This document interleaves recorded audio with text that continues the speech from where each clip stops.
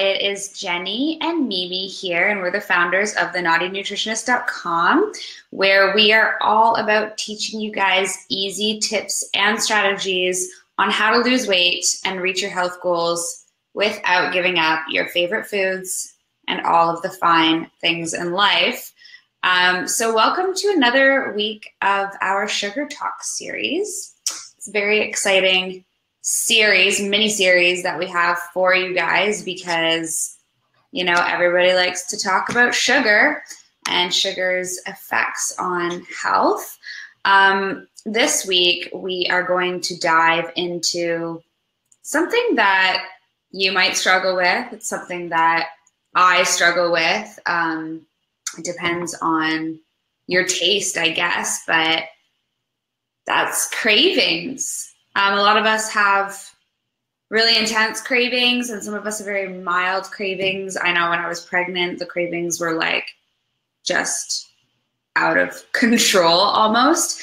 It's like a craving that I've never experienced in my entire life, and so specific. But yeah, so we're going to touch base on sugar and carb cravings more specifically, as they're kind of more linked with weight loss, I think, than, for example, chips or salty red meat. So not to say that like fried food and stuff like that's not linked to weight loss, but the sugar and carb, that's what we kind of deal with the most. So first things first, I just want to say that cravings are definitely not your fault. And not necessarily because of the way that you have been eating. They can be linked to that, but it's not necessarily the case. We have been hardwired to crave certain foods. Food companies are a huge culprit. You know, you can see advertisements on TV, really fancy commercials that have mouth-watering food that just kind of like tantalize our taste buds. They actually hire food scientists to come up with tastes and textures that are really hard to resist. So think about that creamy jar of Nutella, that specific texture, that specific taste, that was designed by a food scientist and marketing company, and then a food company. Everybody together were like, this is what people are going to want all the time. So it's their job. It's their job to find what we call that perfect pleasure point, and that's what makes you want it more and more. Another thing is that our bodies carry out very complex biological processes every single day, and cravings are there, and they are a little bit hard to understand. And there's so many contributing factors to cravings aside from just what you're eating already. For example, the sight and smell of food, aside from like what you see on TV and the aisles in the grocery store, when you see food and you smell it at the same time. And I always, like, my biggest thing is when I smell barbecue and when I smell that barbecue sauce smell. So like when I go to a barbecue joint, I'm like, okay, I gotta have this. That is something that can trigger a craving. And then you have hormonal imbalance, whether it's your reproductive hormones, estrogen, progesterone levels are a little bit out of whack. It's that time of the month. Your cortisol from your adrenals, if that's out of whack, that could cause cravings. And then your insulin levels from the overconsumption of sugar, that can also cause cravings. So that's another contributing factor. We have life imbalances. Definitely if you think of dinner, for example, if you have something that's really heavy and very savory, and then you finish the meal and you're just like, oh, I just need that something sweet to kind of finish it off. That's kind of like a life imbalance there. And definitely, you can definitely go ahead and have something sweet to kind of balance out that super savory meal. The environment that you're in, if you're out with friends, if you're out at a party, everybody's eating a specific way, that can trigger cravings, along with the sight and smell of food at restaurants, etc. Stress is a huge culprit for cravings, and stress can take on sugar, carb, salty, it can take on meat, it can take on fried food, it can take on like any type of craving. Stress depletes so many different vitamins and minerals in our bodies, and it throws things completely out of whack. So if that's happening and you're craving specific things, then stress is the underlying factor there. It could be because, you know, there's something out of balance. And then alongside the whole stress thing, nutrient deficiencies, which Mirna's going to dip into just a little bit. So all this seems so simple, right? I know. So we have Megan here, and she's saying that her period cravings, yeah. hey Megan, are the worst. Are the best things ever, but also the worst.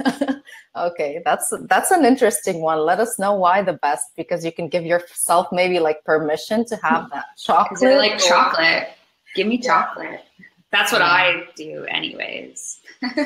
So talking about cravings, it was funny because I was thinking earlier this week, I knew we were having the cravings talk, and I'm like, okay, what am I going to say? I haven't really had like those intense cravings that I used to have in a long time. And then this happened. So we were at a concert on Monday, and we wanted to get out early, you know, have some fun, have a few drinks. And I ate dinner really early. By the time I got home, so it was around like midnight, I was baking our spelt crust. You know, that's like at midnight. Yeah, at midnight, I was like baking our spelt crust, and I'm like, oh my God, this is it. So it like maybe, obviously, something went wrong along there. Like you ate too early. I didn't have a proper snack before going out. So I think the reason probably why most of the time I try to manage the cravings is because I don't let them happen. And I think you're the same. So as long as we have our regular like mini snacks or mini meals or all of that, we're good. But then it could just set off like the sequence of cravings with that. So what do those cravings mean, as we were saying? So the first one and the biggest one is the sugar cravings. And with sugar craving, the most common thing is blood sugar imbalances. So you're having something high in sugar, your blood sugars goes up, and then they dip down like really quickly, which triggers again the craving for more sugar. And you want to have it with more sugar. So the best way to deal with those sugar cravings is to have the whole foods. So perhaps, Megan, if you can let us know what kind of cravings you have during your period, we can also give you some ideas of what to do, because most of the cravings during the period are sugar and carb cravings. So the best thing for that is having the whole grains. And some people may need to have less grains than others.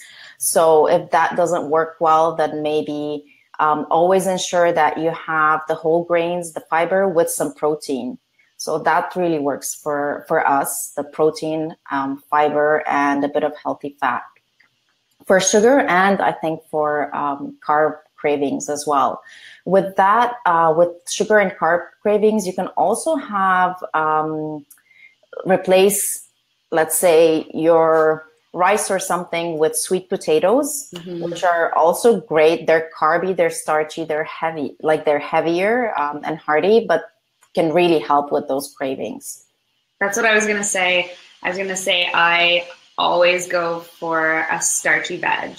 Yeah. When I'm like really craving like bread or something like that, I'm like, okay, I need a sweet potato. Yeah. So funny enough, most of my cravings are actually salty foods. Oh.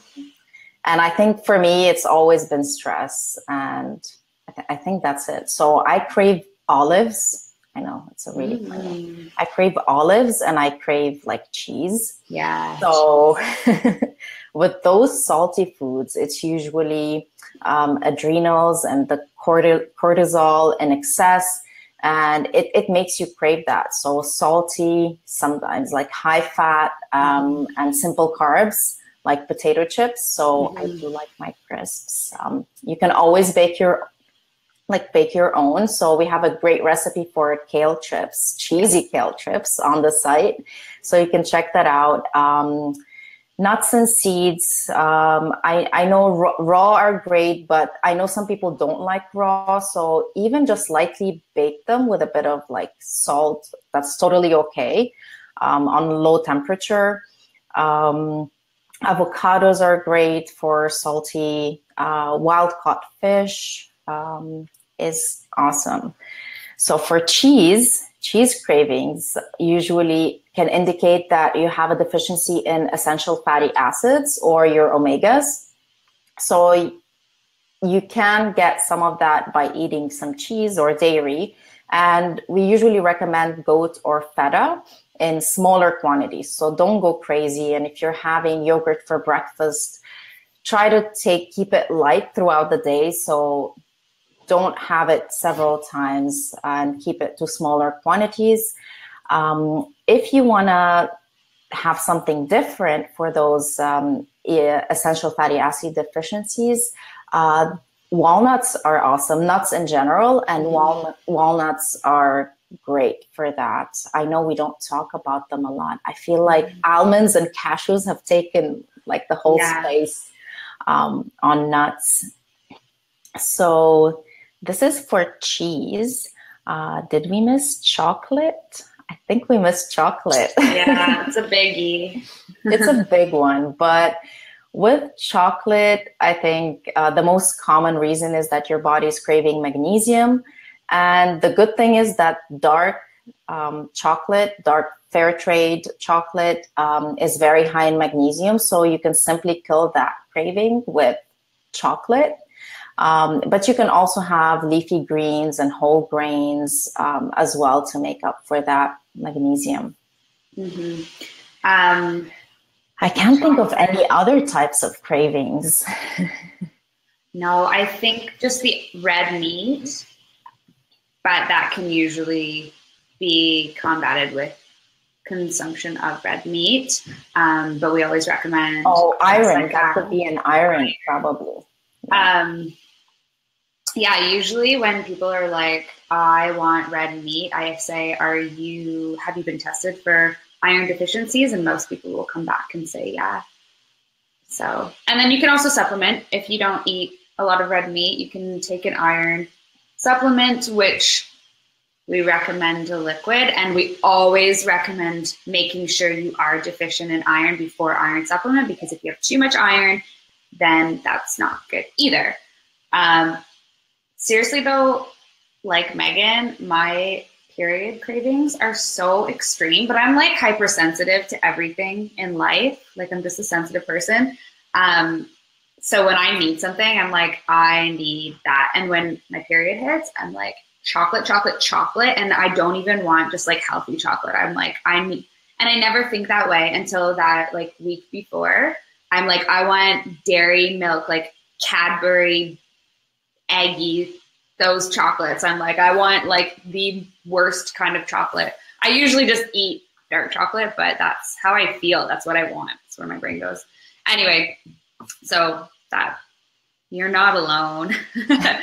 No. So other than just what cravings could mean from a deficiency standpoint, there's also definitely a psychological standpoint to cravings. Hate to say it, that binge eating, it almost always comes from somewhere other than the physical. The physical is definitely an aspect to it, but if you ever have heard the term eat your feelings, or you can relate to somebody who just got out of a breakup, who goes directly for that tub of ice cream, when you tackle a craving with overeating, that specific thing that you are craving, so like an entire bag of chips or an entire tub of ice cream, that could be something that is on emotional level that needs to be addressed. So we just want to give you a couple tips if that's something that you tend to do and that's one of your biggest downfalls. There are some strategies that you can put in place when you feel that need to like just sit there and eat mindlessly. We call it mindless munching, just because you won't be able to stop. So if you feel that coming on, try to get some rest. It could be you're tired.